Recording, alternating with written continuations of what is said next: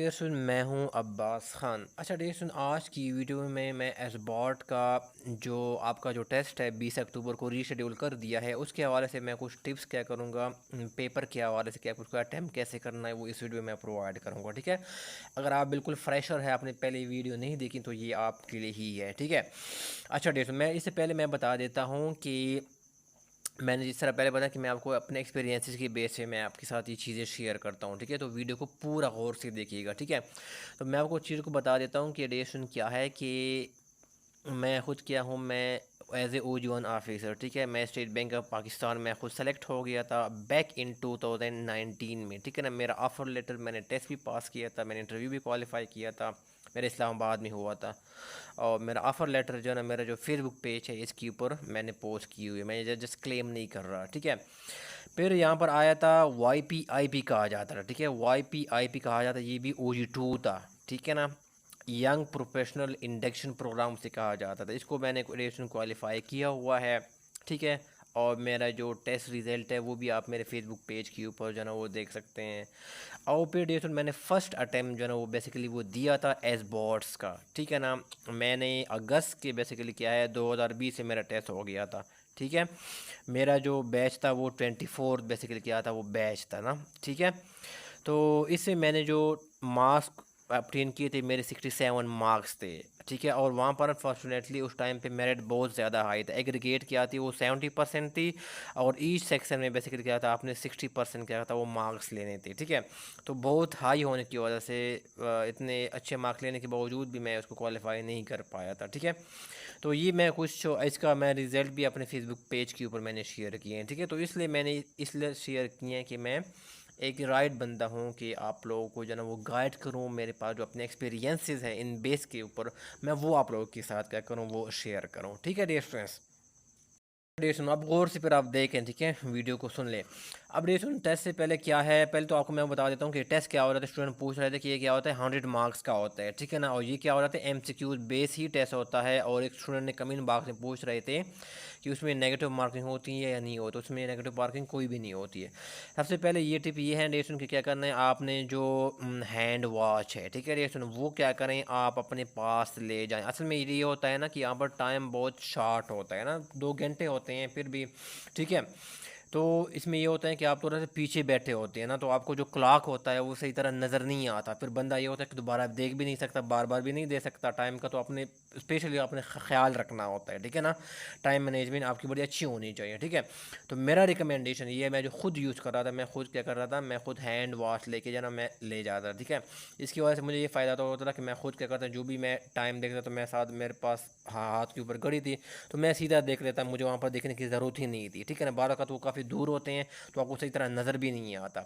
ठीक है, तो ये है पहला, तो ये है आप क्या करें, हैंड वॉश अपने ले जाएं। ठीक है, ताकि आपको टाइम का पता लगने में क्या वो आसानी हो। ठीक है, तो ये मेरा आपका क्या है, आपके पास पहले जो है ना वो टिप है। ठीक है, दूसरे मैं बीच में आप लोगों को रुकूंगा। अगर आप मैनेजमेंट साइंसेज और कॉमर्स के स्टूडेंट हैं और आप टेस्ट की प्रिपरेशन करना चाहते हैं, जो भी हो, FPSC हो, PPSC हो, KPSC हो, ठीक है ना, अकाउंट ऑफिसर हो, अकाउंटेंट हो, ऑडिट ऑफिसर हो, सीनियर ऑडिटर हो, लेक्चरर मैनेजमेंट साइंसेज हो, लेक्चरर कॉमर्स हो, AD अकाउंट्स हो, या assistant manager account and finance हो। ठीक है, अगर आप इसकी प्रिपरेशन करना चाहते हैं डियर स्टूडेंट्स, मैं इनकी क्लासेस बेसिकली मैं ऑफ़र करता हूँ। इनकी जो डेमो बेसिकली क्या है वो लेक्चर है, आपको प्लेलिस्ट जो है ना इस वीडियो की डिस्क्रिप्शन में मिल जाएगा, तो आप जो है वो प्लेलिस्ट जो है वो दे सकते हैं डेमो लेक्चर। ठीक है ना, अगर आपको मजीद डिटेल जनरेशन के क्लासेस में चाहिए, अगर आप इंटरेस्टेड है तो यहाँ पर आपको नंबर शो होगा, तो वहाँ पर कांटेक्ट करके आप बाकी जो है वो डिटेल जो है वो ले सकते हैं उनकी प्रिपरेशन के हवाले से। ठीक है, सुनने का बहुत शुक्रिया। प्रिपरेशन क्या है वो टिप है, मैंने आपको पहले बताया है कि इसमें बेसिकली क्या हो जाते हैं, 3 मेनली क्या हो जाते हैं पोर्शन होते हैं। पहला आ जाता है अंग्रेज़ी का, फिर दूसरा आ जाता है एनालिटिकल रीजनिंग का। इसमें मैथ्स का नहीं आता। ठीक है ना, ये कुछ लोग कह रहे हैं सिलेबस शेयर करें कि मैथ्स है, बिल्कुल इसमें मैथ्स नहीं आता। ठीक है, और सी पार्ट में आपके क्या हो जाता है, आपके इकॉनमी से कुछ क्या होते हैं वो टर्म्स आ जाती हैं, कुछ बैंकिंग रिलेटेड टर्म्स आ जाती हैं, कुछ जीके बेसिकली आ जाता है, कुछ करंट अफेयर से बेसिकली क्या आ जाती हैं। ठीक है, तो ये 3 मेनली क्या, इन पोर्शन के ऊपर आपका क्या है टेस्ट क्या है एस बोर्ड का कंसिस्ट करता है। अब ड्यूरेशन क्या हो रहा है, इसमें जो सबसे टफ टेस्ट होता है और जो क्या होता है टाइम जो सॉरी टफ जो पोर्शन होता है और जो टाइम बेसिकली क्या है वो कंज्यूमिंग होता है। ठीक है ना, ये वो क्या होता है, एनालिटिकल रीजनिंग का होता है, ठीक है। तो डियर स्टूडेंट बेसिकली क्या है, मैं खुद क्या करता था डियर स्टूडेंट, मैं वो आपको साथ शेयर करता हूँ, ठीक है। मैं ये करता था कि मैं पहले क्या करता था, अंग्रेज़ी से मैं स्टार्ट करता था, ठीक है ना। मैं डायरेक्ट एनालिटिकल रीजनिंग की तरफ बेसिकली क्या करता, उन सवालों की तरफ नहीं जाता था, ठीक है ना। मुझे जो पहले चीज़ें आती थी, ठीक है ना, मैं पहले क्या करता, मैं अंग्रेज़ी से शुरू करता था, ठीक है। तो अगर आपको अंग्रेज़ी अच्छी है तो आप इससे शुरू करें, जो भी इसमें जिसमें आप कंफर्टेबल फ़ील करते हैं, लेकिन डायरेक्ट एनालिटिकल रीजनिंग की तरफ मत जाना, ठीक है। आप इस पोर्शन में कंफर्टेबल फ़ील कर रहे हैं तो आप इनकी तरफ जाएं, ठीक है ना। तो बेसिकली क्या करें, तो आप या तो अंग्रेज़ी की तरफ जाएं या इस पोर्शन जो सी पार्ट है उनकी तरफ जाएं और उनको जाना क्या करें, उनको अटैम्प्ट करने की कोशिश करें। एनालिटिकल रीजनिंग की तरफ पहले क्या करें, वो आप मत जाएं, ठीक है। और फिर अंग्रेज़ी पोर्शन में फिर आ जाती है कंप्रहेंशन आ जाती है, ठीक है ना। कंप्रहेंशन बेसिकली क्या है, वो आ जाती है जिसमें आपको एक पैराग्राफ दिया जाता है, जो आगे मैं इसका टिप्स में आपको डिस्कस करूँगा आगे वीडियो में जाके, ठीक है, कि इसको अपने अटेम्प्ट कैसे करनी है। तो कंप्रीहेंशन भी क्या होते हैं, प्रीवियस अगर आप देखें ना, इसमें थोड़ा सा इजी नहीं होता, इसका जो डिफ़िकल्टी लेवल होता है ना, वो थोड़ा सा क्या होता है, इजी भी नहीं होता, थोड़ा सा मिडिल लेवल का होता है, ठीक है। तो ये भी थोड़ा सा टफ होता है। तो मेरा रिकमेंडेशन ये है कि एनालिटिकल रीजनिंग और जो कंप्रीहेंशन है उसको लास्ट के लिए क्या करें, वो आप इसको छोड़ दें। और आप कोशिश करें, मैक्सिमम कोशिश करें कि मैं जो अंग्रेज़ी है यानी ए पार्ट हो गया ये वाला, और आपका जो सी पार्ट है कम से कम टाइम में क्या करें, उनको वाइंड अप करें, ताकि क्या करें आप उनको ज़्यादा क्या करें, उनको जो ना क्या करें, वो इसके लिए जो ना वो टाइम लगा सके, ये सवाल जो ना वो कर सके, क्योंकि आपने हर एक पार्ट को इंडिविजुअली पास करना होता है। ये ऑलरेडी मैं वीडियो में बता चुका हूँ, ठीक है, कि इसका क्राइटेरिया क्या है, पासिंग क्राइटेरिया क्या है, एक अलग से वीडियो में मैं बता चुका हूँ। इसकी वीडियो के डिस्क्रिप्शन में प्लेलिस्ट मिल जाएगा, उसके अंदर सब कुछ मैंने बताया हुआ है कि ट्रेनिंग आपके काम पर होगी, ठीक है ना, इसका पासिंग का क्राइटेरिया क्या है, मेरिट कैसे बनता है वो, ठीक है, इसका हायरिंग प्रोसेस क्या है, इसमें कौन कौन स्टेजेस है, वो मैं और सब कुछ मैं बता चुका हूँ अलग वीडियोज़ में, ठीक है। ठीक है डियर स्टूडेंट, तो आपने बेसिकली क्या करना है, कंप्रीहेंशन को लास्ट के लिए बेसिकली क्या करना है, वो छोड़ना है, ठीक है ना। और एनालिटिकल रीजनिंग को आपने लास्ट में करनी है, और उसको कम से कम टाइम में क्या करना है, जो ए पार्ट है उसी पार्ट है, आपने उसको कोशिश करने की ये क्या करें, कम से कम टाइम में उसको उसको वो कर लें, अटैम्प्ट कर लें। और इसको पास करना भी ज़रूरी है एनालिटिकल रीजनिंग को, क्योंकि हर एक पार्ट में आपने कुछ पासिंग मार्क्स, हर एक पार्ट को आपने इंडिविजुअली पास करना होता है, ठीक है। तो इसलिए मैं कहता हूँ कि ये जो टाइम कंज्यूमिंग प्रोसेस है, ठीक है ना, सोचना थोड़ा पड़ता है, तो इसके लिए आप मैक्सिमम टाइम बेसिकली क्या करें, वो एलोकेट करें, कि ऐसा ना हो कि आप इस पार्ट में, आप इस पार्ट में तो अच्छा करें लेकिन ये पार्ट अच्छा ना कर सके टाइम मैनेजमेंट की वजह से, जो अच्छी मैनेजमेंट ना करने की वजह से, ठीक है। तो इसलिए क्या करें, इनको आप लास्ट में छोड़ दें और मैक्सिमम टाइम उनके लिए छोड़ लें, ठीक है। में एक और चीज़ एडिएशन मैंने कहा कि टू एंड फ्रो, ठीक है ना, ट्रू एंड फ्रो मोशन, ठीक है ना, ये मैं यूज़ करता था, ठीक है ना। अब इसमें क्या होता है एडिएशन, जिस तरह मैंने क्या बताया कि इंग्लिश पार्ट है, ठीक है ना, इंग्लिश पार्ट जिसे मैंने ए पार्ट कहा है, ठीक है, और दूसरा क्या है सी पार्ट, जिसमें बैंकिंग सारा इकोनॉमी ये चीज़ें हैं, ठीक है, जी के करंट अफेयर्स। तो डिसीजन क्या करता मैं दोनों पार्ट की तरफ क्या करता, इस तरह स्विच किया करता था, ठीक है ना। जब मैं मिसाल के तौर पर क्या, मैं अंग्रेज़ी में कोई एनालॉजी वो कैब है, मैं वहाँ पर कोई स्टैक हो जाता था, तो मैं सीधा क्या कर, मैं सी पार्ट की तरफ क्या करता हूँ, मूव करता था, ठीक है ना। तो ये मैं क्या करता उसको जाना, तब तक मैं वो अटैम्प्ट कर लेता, यानी मैंने सिर्फ यहाँ पर रुकता नहीं था, ठीक है ना, क्योंकि मेरे पास एक और ऑप्शन था कि मुझे सी ऑप्शन था जीके वगैरह ये चीज़ें, ठीक है, तो वो मुझे चीज़ें आती थी, ठीक है।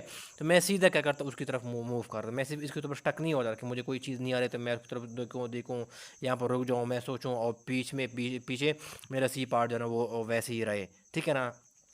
तो मैं इस तरह जैसे मुझे यहाँ पर स्टक हो रहा मैं सीधा यहाँ पर जो है ना वो मूव करता था, ठीक है। ये मैं टाइम सेविंग के लिए करता था ताकि मैं दोनों चीज़ें क्या करूँ, इस तरह दोनों को साथ लेके जो है ना क्या करूँ, वो चलूँ और मैं रुकूँ ना, ठीक है। तो आप सेम तरीका क्या क्या कर सकते हैं, आप यहाँ पर बेसिकली क्या है वो आप अप्लाई कर सकते हैं, ठीक है डियर स्टूडेंट।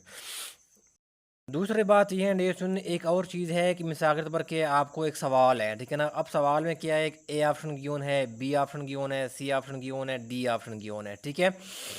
लेकिन ये कौन से सवाल होंगे, ये क्या होंगे बेसिकली, जिनको आपके ऊपर क्या है, जिसके ऊपर क्या है वो डाउट है, ठीक है ना, जो कि डाउटफुल क्या है, वो कुछ क्वेश्चंस है, ठीक है ना। क्या है, डाउटफुल क्वेश्चन, यानी जिनके बारे में आप बिल्कुल ब्लैंक नहीं है, कुछ आपको आइडिया है, ठीक है। तो आप डिसीजन क्या करते हैं, उसमें से क्या करें, आप मिसाल के तौर पर क्या करें, चॉइसेस को नैरो डाउन करें, ठीक है ना। मिसाल के तौर पर क्या आपने क्या किया, बी चॉइसेस को आपने एलिमिनेट कर दिया है, आपको लगता है कि ये बिल्कुल है ही नहीं है, टोटल इररेलेवेंट है, ठीक है। मैं एग्जांपल ले रहा हूँ समझाने के लिए। आपको लगता है कि डी ऑप्शन है ही नहीं है, बिल्कुल आपने उसको एलिमिनेट कर दिया है, ठीक है ना। अब आपके पास क्या आ गई, आपकी चॉइसेस रह गई ए और सी जो है ना, वो क्या है, वो रह गई। आपको लगता है कि इसमें से कोई क्या है वो करेक्ट है।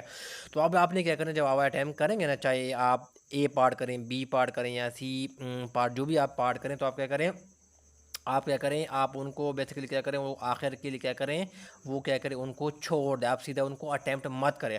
हाँ, ये मैं करता था कि मैं क्या करता था, मुझे ए और बी सी में से जो है ना, मुझे जो लगता था कि मिसाल मुझे लगता था कि इसमें से जो ए ऑप्शन है ना, मुझे लगता है कि ये सही है, लेकिन अब इसके बारे में अभी डाउटफुल है। लेकिन मैं क्या करता था, जो मुझे एनटीएस ने पेपर दिया होता था ना, जो होता है क्वेश्चन, जो पेपर होता है ना, पूरा एक किस्म का रिसाला किस्म का होता है, ठीक है। तो इसके ऊपर मैं अपने पेन है या पेंसिल है, उसके ज़रिए मैं क्या करता, मैं उनको मार्क करता था, ठीक है ना। लेकिन मैं डायरेक्ट उनको अटैम्प्ट नहीं करता था। अब ये होता था मिसाल के तौर पर, क्या मैं अगर अंग्रेज़ी में मैंने को पोर्शन करते हुए मैंने इनको मार्क किया हुआ है ना। अभी देखो मिसाल के तौर पर, क्या मैं लास्ट पोर्शन की तरफ अभी मैं अटैम्प्ट कर रहा हूँ, ठीक है ना, मैं सी पार्ट की तरफ गया हूँ लास्ट पोर्शन में। अब मुझे एकदम क्या किया, मुझे ख्याल आ गया कि नहीं, इसका ऑप्शन जो है ना वो सी बनता है, ठीक है। तो मैं क्या करता था, मैं क्या करता, सी ऑप्शन के ऊपर जाना, वो डायरेक्टली मैं अटैम्प्ट कर लेता था, ठीक है ना, ठीक है। लेकिन ये मतलब ये है कि मैं कुछ सवालों को इस तरह का वो नैरो डाउन करके, यानी इसको एलिमिनेट करके, जो बिल्कुल इररिलेवेंट थे, और उसको थोड़ा नैरो डाउन करके उसको छोड़ देता रहा। अगर बीच में मैं बाकी क्वेश्चन को अटैम्प्ट करते हुए, बी पार्ट है, सी पार्ट हो, कोई भी पार्ट हो, उसको अटैम्प्ट करते हुए मुझे बाद में माइंड में मुझे जो करेक्ट आंसर है मुझे याद में आ गया है, मेरे माइंड में चीज़ें क्लिक कर गई हैं, वो काम कर गई हैं, माइंड में दोबारा रिकॉल हो गई है, तो मैं पीछे फिर आ जाता, फिर इसको क्या करता, उसको टिक के जना वो टिक कर देता था, ठीक है। ये सुनो, तो आपने इसको फिलहाल जो डाउटफुल क्वेश्चन हो, तो आपने डायरेक्टली नहीं करना, बल्कि आपने अपने जो भी करने हैं उसको आपने नैरो डाउन करने हैं। पहले चीज़ों को, इररिलेवेंट चीज़ों को एलिमिनेट करें, बाकी जो चीज़ें रह गई हैं उसको एज इट छोड़ दे। आखिर में जब क्या होगा, आपके पास क्या होंगे आखिर में, जो आपको मैंने कहा कि 5-10 मिनट छोड़ दे, वहाँ पर भी क्या करें, आप क्या करें, उसमें से अटैम्प्ट कर लें, ठीक है ना। और फिर क्या करें, या अगर आपको बीच में कहीं पे ख्याल आ गया है पेपर अटैम्प्ट करते हुए, तो आप वापस आज आके उनको वापस क्या कर, सही जो ऑप्शन आपको माइंड में आ गया उसको आप जो है ना वो अटैम्प्ट कर सकते हैं, ठीक है। अब इसका फ़ायदा ये होता है ना कि देखो, अगर मैं ऐसा ना करता ना, तो मैं आखिर में जाकर क्या करता, मैं रैंडमली कोई ऑप्शन को चूज़ कर लेता था, तो वो ज़्यादा मेरे क्या था, वो ज़्यादा वो था, इतना एक्यूरेट नहीं था। तो ये ज़्यादा एक्यूरेट है, क्योंकि इसमें मैंने चॉइसेस को नैरो डाउन किए, तो यहाँ पर चांसेस ज़्यादा है कि मैं क्या करूँ, ए और बी में से जो मैं सेलेक्ट करूँगा उसको मैं सही आंसर के ऊपर जाना, वो मैं क्या करूँ, मैं वो उसमें सेलेक्ट करूँ, ठीक है। बजाय कि मैं इसमें से बिल्कुल मुझे कुछ पता ही नहीं था, मैंने कोई एलिमिनेशन ही ना की हो, और मैंने आखिर में जाके मैंने कोई तुक्का लगा के वो सेंड कर दिया, वो लगा दिया मैंने, ठीक है। तो वो ज़्यादा ऑप्शन है, क्योंकि मैंने इसमें से इररिलेवेंट आंसर निकाल दिए हैं, ठीक है। और अब मेरे पास सिर्फ एक भी आंसर है, तो मैं जब इसमें से कोई लगाऊंगा, बेशक तुक्का ही क्यों ना हो, तो इसके जो चांसेस है ठीक होने के वो ज़्यादा है, ठीक है ना। बजाय कि मैं बिल्कुल इसको एलिमिनेशन करता ही ना, और मैं बस रैंडमली मैं जाना वो लगा देता था, ठीक है। तो वो ज़्यादा बेटर क्या है, वो ऑप्शन, वो तरीका है, एक मेथड है जो मैं समझता हूँ। दूसरी अब बात आ जाती है डेटन कि क्या है, जो कंप्रिहेंशन के बारे में जो मैंने बात की है ना, ठीक है। अच्छा, दूसरी बात डेटन ये है, मैं एक चीज़ और ऐड करना चाहता हूँ कि कंप्रिहेंशन जो है ना, जब आप अंग्रेज़ी का पोर्शन अटैम्प्ट कर रहे हैं ना, तो क्या करें, कंप्रिहेंशन क्या करें, फर्स्ट बार एक क्या क्या करें, इसको क्या करें, इसको हम कहते हैं स्किम थ्रू करना, ठीक है ना, यानी जल्दी जल्दी क्विक जाना, क्या करना, एक वो करना, रीड देना, ठीक है ना, पढ़ना। तो क्या करें, इसको एक बार क्या करें, स्किम थ्रू करें, और क्या करें, इसमें से कुछ अगर कोई आपको सवाल बार कट होते हैं, जिस तरह वो क्या कि डायरेक्ट सवाल पूछ ले जाते हैं, तो वो बंदा कर लेते हैं, ठीक है ना, या कोई इजी का सवाल पूछा गया हो तो वो बंदा कर लेता है, ठीक है। बाकी जो इसमें कुछ मुश्किल से सवाल होते हैं ना, उसको फिर क्या करें, आप एंड के लिए जाना वो छोड़ दें, ठीक है। लेकिन मेरा मशवरा है कि आप जब इंग्लिश पोर्शन अटैम्प्ट कर रहे हैं, तो कंप्रीहेंशन को एक बार क्या करें, उसको अच्छी तरह रीड आउट कर लें। कोई आसान क्वेश्चन है, कोई वोकेबलरी का डायरेक्ट सवाल पूछा हो, तो आप क्या करें, उसको सीधा क्या करें, वो अटैम्प्ट करने हैं। बाकी जो मुश्किल है, थोड़ा सा टाइम कंज्यूमिंग है, वो फिर आप आखिर के लिए तो क्या करें, उसको छोड़ दें। कंप्रहेंशन को आपने इस तरह डिवीजन क्या करनी है कि आपने क्या करना है, पहले आपको स्टेटमेंट दिया जाता है, ठीक है। और फिर स्टेटमेंट के अंदर फिर क्या हो जाता है, आपको ए बी सी और डी के ऑप्शन दिए जाते हैं, ठीक है। पहले क्या करें, आप डिवीजन क्या है, पहले आप डायरेक्ट स्टेटमेंट को की तरफ ना आ जाएं, ठीक है ना स्टूडेंट। ये मैं एक वो तरीका बताता हूँ, ठीक है, इसको अटेम्प्ट करने का। डायरेक्ट जो स्टेटमेंट होती है ना, उनकी तरफ न मत जाएं, बल्कि क्या करें, आपसे जो देखो सवाल पूछा गया है ना, सवाल वो देखो आपसे सवाल पूछा होता है, फिर इसमें से ऑप्शन गिवन होते हैं, ठीक है। ये फिर क्या हो जाता है, उस स्टेटमेंट से जो आपको सवाल पूछे गए है ना, पहले आप उनको सवाल को पढ़ें। मिसाल के तौर पर क्या, ये सवाल नंबर 1 है, स्टेटमेंट को आपको गिवन है, उसमें सवाल पूछा, ये फिर आपको ऑप्शन गिवन है। तो आप क्या करें, इस सवाल को पहले क्या करें, रीड आउट कर लें, ठीक है ना। और फिर क्या करें, कंप्रीहेंशन को फिर क्या करें आप उनको जो है ना वो पढ़ लें, ठीक है ना। तो ये क्या है, एक अच्छा तरीका है एक कंप्रीहेंशन को अटेम्प्ट करने का, ठीक है ना। क्योंकि आप फिर वही आपकी इन्फॉर्मेशन माइंड में होती हैं और फिर वो क्या करते हैं, वो उसको आप फाइंड करने की जो है ना वो कोशिश करते हैं, बजाय कि आप डायरेक्टली क्या करें, कंप्रीहेंशन पढ़ लें और फिर क्या करें, वो सवाल की तरफ क्या करें वो आ जाएं, ठीक है। तो आप पहले सवाल पढ़ लें, ठीक है ना, जो पूछे गए हैं, और फिर वहाँ से उन सवालों को जो है ना वो ढूंढने की कोशिश करें। फिर इसके बाद क्या करें, जाएं कंप्रीहेंशन के जो पैसेज है वो फिर क्या करें, उसको पढ़ना शुरू करें। और जो आपने सवाल जो पढ़ा होता है इसका आंसर क्या करें, उसको ढूंढने की कोशिश करें, ठीक है। फिर इसमें डेसन क्या है, फिर इसमें क्या आ जाती हैं कंप्रीहेंशन जो है ना उसको बेसिकली क्या इसके अंदर एक चीज़ मैं आपको बता देता हूँ। अच्छा, दूसरी बात ये डेसन क्या है कि कंप्रीहेंशन क्या करें, मेरा आपको ये रिकमेंडेशन है कि आप क्या करें, जो आप इंग्लिश का पोर्शन अटैम्प्ट कर रहे हैं ना, बाकी जो वोकेबलरी है, एनालॉजीज वगैरह, उनके साथ ही आप क्या करें, कंप्रीहेंशन को क्या करें, एक इसको क्या कहते हैं कि इसको स्किम थ्रू करना है, स्किम थ्रू करना यानी एक क्विकली क्या करना है, उनको एक रीड देना, ठीक है ना, पढ़ना, ठीक है ना। आप इसको स्किम को थ्रू करें, बार बार का क्या हो जाता है कि कंप्रीहेंशन में बड़े इजी यार सवाल होते हैं, या तो डायरेक्ट वोकेबलरी का कोई सवाल पूछा होता है जिसका मीनिंग यहाँ पर बता दें, ठीक है ना। तो बड़ा सिंपल सा सवाल होता है, तो आप क्या करें, उसको आंसर करें पहले ही, इसको एक बार गो थ्रू हो जाए, ठीक है। ये फर्स्ट एक बार इसको रीड करें, ठीक है ना। और बाकी कुछ सवाल इसके अंदर बड़े इजी होंगे तो आप सीधे उसको कर ले उस मौके के ऊपर। और बाकी जो मुश्किल आपको लगते हैं उसको आप क्या करें, आप वो थोड़ा आखिर के लिए क्या करें, उनको छोड़ दें, ठीक है। तो ये क्या करूँ मैं, एक चीज़ मैंने ऐड कर ली है, ठीक है। मुश्किल सवाल को आखिर के लिए छोड़ दें और जो इजी है वो फर्स्ट रीड के अंदर बड़ा अटेंटिवली पढ़ लें, ठीक है ना। और उसको जो ईजी सवाल है अगर उसमें से कोई लगते हैं आपको आता है, समझ आती हैं, तो उनको सीधा क्या करें, उनको अटैम्प्ट कर लें, जैसे कोई वोकेबलरी का कोई पूछा हो कंप्रीहेंशन में, ठीक है। दूसरी बात ये डेसन क्या है कि देखो कंप्रीहेंशन में बेसिकली क्या हो जाती है, आपको बेसिकली क्या एक स्टेटमेंट दी जाती है, ठीक है ना। और स्टेटमेंट के बाद क्या होता है, एक क्वेश्चन आपसे पूछा जाता है, ठीक है ना। और फिर क्या हो जाता है, इस क्वेश्चन में ऑप्शन बेसिकली क्या हो जाते हैं, वो पूछे जाते हैं। अब डेसन क्या करने स्टूडेंट क्या करते हैं, वो डायरेक्ट स्टेटमेंट की तरफ चले जाते हैं और वो स्टेटमेंट को वो पढ़ती हैं। इस तरह आपने नहीं करना, बल्कि आपका तरीका ये है कि आपने पहले क्वेश्चन को जाना अच्छी तरह पढ़ लेना है। फिर क्वेश्चन में जो आपसे ऑप्शन पूछे गए हैं A B C, उनको फिर आप क्या करें, उनको अच्छी तरह पढ़ लें। और फिर क्या करें, आप उसके बाद आ जाएं, आप क्या करें, उनको स्टेटमेंट को क्या करें, उनको रीड आउट करना क्या करें, उनको शुरू करें, ठीक है। और कोशिश करें जो आपने क्वेश्चन पढ़ा होता है उसका आंसर क्या करें, उसको ढूंढने की कोशिश करें, ठीक है। क्वेश्चन पढ़ें, क्वेश्चन में जो 7 ऑप्शन गिवन है, 4 है, ठीक है, जो भी ऑप्शन है वो आप अच्छी तरह पढ़ लें। और फिर क्या करें, आप स्टेटमेंट की तरफ आ जाएं और स्टेटमेंट को पढ़ लें। और उस आंसर को जो आपने यहाँ पर पिक किया हुआ है ना, आपने जो पढ़ा हुआ है सॉरी, उसका जो ना आंसर क्या करें, उसको फाइंड करने की कोशिश करें, ठीक है ना। तो ये बेसिकली क्या है, एक अच्छा निस्बतन अच्छा तरीका है, ठीक है ना, कंप्रीहेंशन को अटेम्प्ट करने का। डेसन क्या इसलिए अप्लाई करते हैं ना कि आपका क्या होता है, वो टाइम बच जाता है, ठीक है। अब ये देखो सवाल आपने एक बार पढ़ लिया है तो आपके माइंड में आ गया, ऑप्शन भी आपने पढ़ लिया तो आपने एग्जैक्टली आपके माइंड में आ गया कि मुझसे पूछ क्या आ रहा है। और फिर क्या आप स्टेटमेंट की तरफ जा रहे हैं, ठीक है।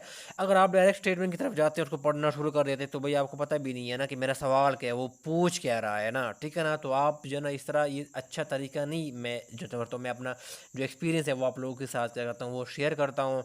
और जो बेस्ट प्रैक्टिस है वो मैं आपके साथ शेयर करता हूँ, ठीक है। कि जब आप डायरेक्ट स्टेटमेंट की तरफ जाते हैं, आपको नहीं पता होता मुझसे सवाल पूछा क्या आ गया, जब आप डायरेक्ट आप जब मैंने आपको बताया कि आप पहले सवाल पढ़ते हैं, ऑप्शन पढ़ते हैं, फिर जब आप उस स्टेटमेंट को पढ़ते हैं, फिर आपको पता होता है, माने पता होता है कि भाई मैं सवाल पूछ क्या रहा है, तो आप क्या करें एग्जैक्टली फिर वो उसको वो क्वेश्चन को जाना उसका आंसर ढूंढने की कोशिश करते हैं, ठीक है। ये सुन, तो इसलिए मैं कहता हूँ कि आप क्या करें, रिवर्स जो है ना क्या करें, उसको मेथड को जाना क्या करें, वो अप्लाई करें, क्वेश्चन को पढ़ें, ऑप्शन को पढ़ें, फिर स्टेटमेंट की तरफ जाएँ, ठीक है। वीडियो में इतना ही है, ठीक है डेसन। इसके अलावा डेसन मैंने इसके बार के पास पेपर के ऊपर मैंने वीडियोस बनाई है, मैंने पूरे एक्सप्लेनेशन प्रोवाइड किए हैं जो आपको किसी और चैनल के ऊपर नहीं मिलेंगे, ठीक है। तो इसका लिंक आपको इस वीडियो के डिस्क्रिप्शन में मिल जाएगा। इसका मेरिट कैसे बनता है इस बोर्ड का, इसका पासिंग क्राइटेरिया क्या होता है, इसका पूरा कंप्लीट हायरिंग प्रोसेस क्या होता है, ठीक है ना, कितना टाइम लग जाता है, वो सारे की सारी मैंने वीडियोस में डिस्कस की हैं, ठीक है ना। और मैंने प्रिपरेशन के लिए एस बोर्ड के लिए एक अलग सी प्लेलिस्ट बनाई है, ठीक है। इस वीडियो के डिस्क्रिप्शन में जाएगा, वहाँ पर मैंने लिंक्स जो है ना वो गिवन होंगे, ठीक है। और आप मुझे फेसबुक पेज के ऊपर भी फॉलो कर सकते हैं फॉर अपडेट्स, ठीक है। ये सुन, अगर आपको ये वीडियो अच्छी लगी तो इसको लाइक ज़रूर कीजिएगा। आपको कोई क्वेश्चन है, क्वेरी है तो आप कमेंट बॉक्स में पूछ सकते हैं। सुनने का बहुत शुक्रिया। हाँ, थैंक यू सो मच।